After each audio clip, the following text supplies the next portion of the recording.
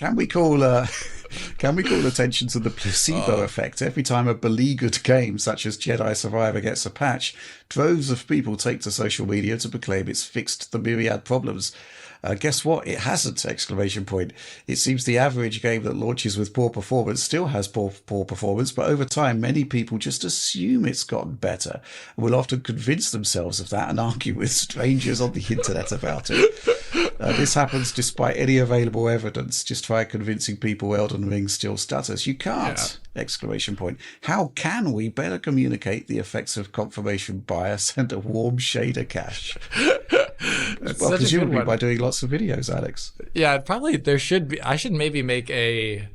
There's so many video ideas always, but common myths and misconceptions in the PC space video would be a great one. Like, I would literally show that turning off flow control guard or whatever the hell it's called does absolutely nothing. Or I just saw the other day, people are saying like, if you change in the task manager the process to real time from, I don't know, high performance or whatever, it does something. These don't do anything. Like, it's nuts. Power plans may do something depending upon your chip.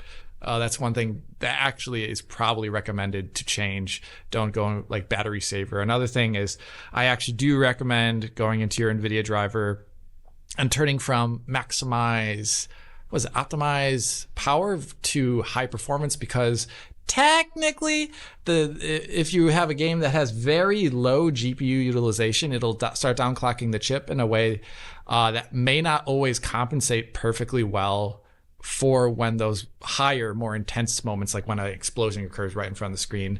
And so I definitely recommend always using the high performance profile in the NVIDIA driver.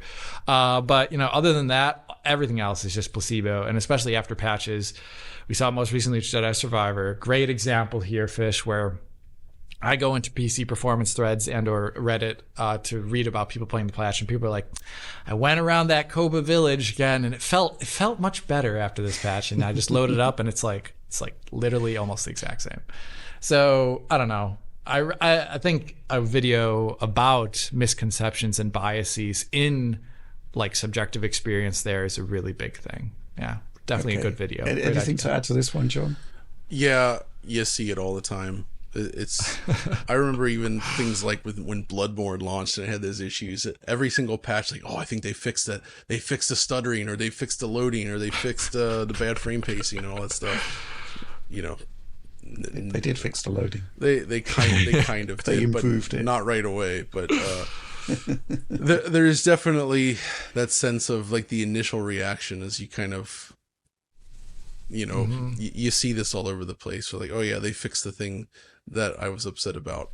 Or sometimes it's actually the reverse. Like with Final Fantasy 16, everybody was like, oh my god, they brought the company logos back, so they got rid of that feature. And it was just because they hadn't actually loaded a save yet. And they didn't realize the whole, when you patch a game, it shows the logos again thing. Right? So there's like that like initial reaction that you get that's often wrong. Yeah, okay, fair enough. I don't really know what to add to that, except to say that you kind of need data rather than impressions.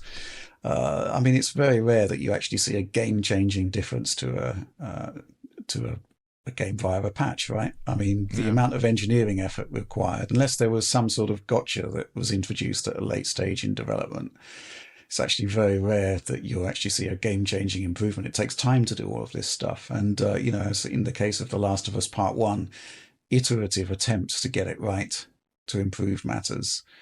So what can I say? Placebo effect, it's real.